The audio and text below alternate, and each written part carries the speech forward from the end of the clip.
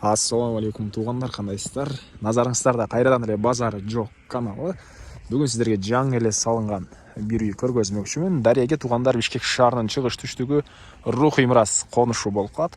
Азыр мен турган жер Рухий Мирас конушунун негизги чоң трассасы жана 4-көчөсүнүн кесилишинде турам. Сатылуучу ушул 4-көчөдө жайгашкан. Анан сиздер бул жака келгенде Анкара көчөсү менен түз эле чыгыштык карай келе бересиздер.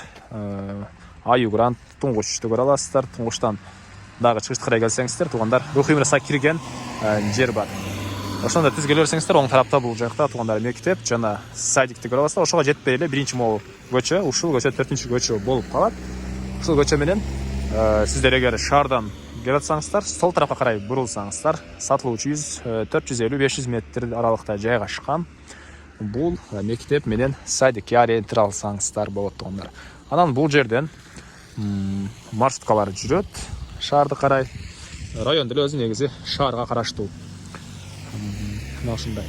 Анан мен сатылуучуга карай жол алдым. Сиздер ылайыктан басып өз оюңуздарды комментарийге жазып туруңуздар. Жана күн сайын Бишкек шаарынан чөөласына сатылуучу үйлөр, квартиралар, жер участокторду көрүңүздөр келсе, подписаться баскычын басып кетиңиздер тугандар.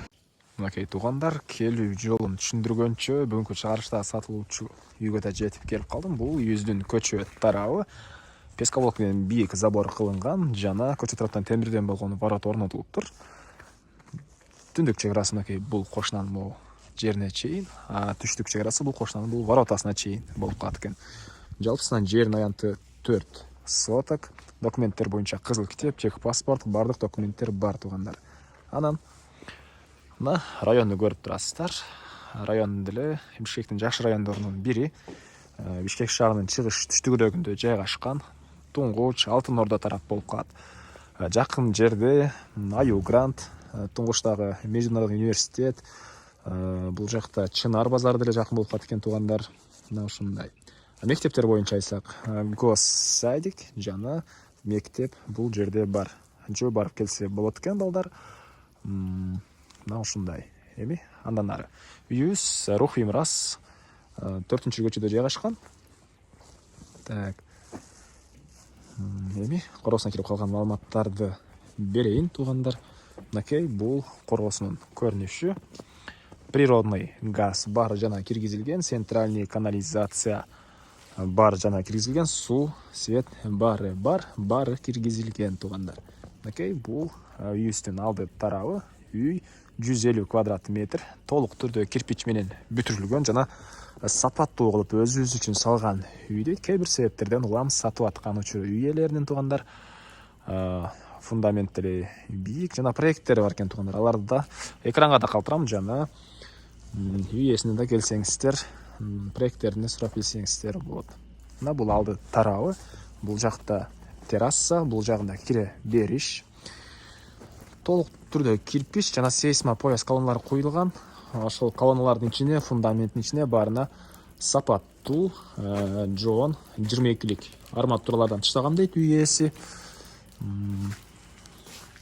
Негизинен үй деле көрүнүп турат, дубалдары түз, колонна, сейсма поястар деле түз. Мен жана тарткандан алдын бир көрүп чыктым.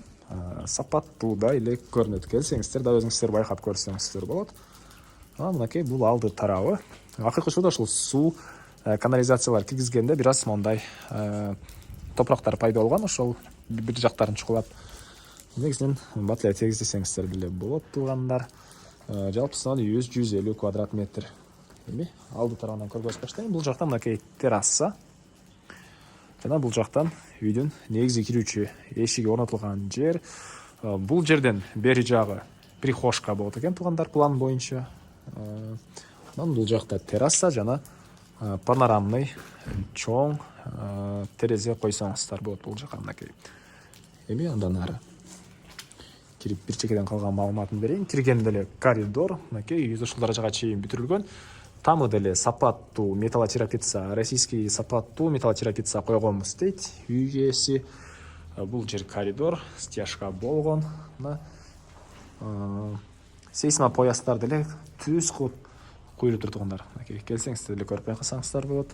Андан ары кирип эле оң тарапка кирсек, бул жерде оң тарабы терраса тарабы кухня экен тугандар. Бул жерден бөлүнөт. бул жагы зал.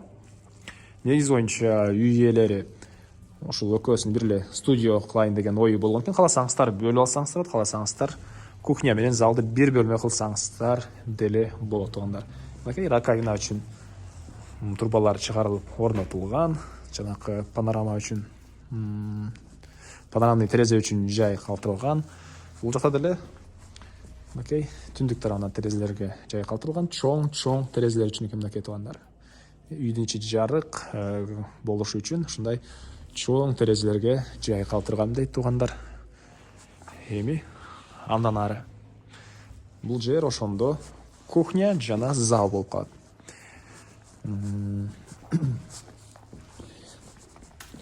Андан ары бул жакта катарынан 2 балдар бөлмөсү. Батыш тарабынан чоң терезеге жай калтырылган. Бул тарабы стяжка, өйдө тарабы ушул дәрежеге чейин бүтүрүлгөн туугандар. Жана бул жакта дагы бир детский бөлмө. Мынакей.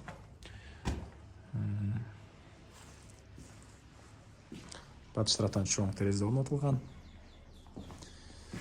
Кирпичтер түз урулуп тур туугандар. Жакшынакай көрүнөт. Жана могу отделкасы үчүн деле усталар деле даярдайт туугандар. Договор менен усталары деле даяр, өзбекстандык усталар экен. Аларды договорлошкон жаз айында, если сатылбай калса, бул үйдү толук түрдө бүтүрөм деген ойун айтты. Эгер сатылса, ошол договор боюнча ошол усталар менен сиздер деле иштешсеңиздер болот. Бул жакта спальный бөлмө туугандар. Окей, бул жакта спальный бөлмө. Чыгыш тараптан чоң терезеге жай калтырылган. Бул жакта үйдүн чыктыгында жаткан үчүн жай. Окей. Бул жакта, могуну айтпап турмун, душ, ванна туугандар. Окей. Бул жакта душ, ванна.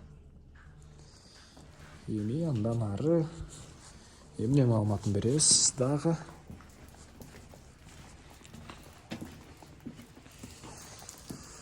Ал тараптары деле проекттери бар экен. Көрсөңүздөр, бул жагы зеленый зона деп үйелер деле өз советтерин айтат. Анан кааласаңыздар өзүңүздөрдүн проектиңиздер менен деле каалагандай бул жакты эме кылсаңыздар болот. Так, эми андан ары тушта токошна менен болгон чек ара бул жерге чейин. Түндүктөр токошна менен болгон чек ара мынакей, могу заборго чейин, пескоблокко чейин. Андан ары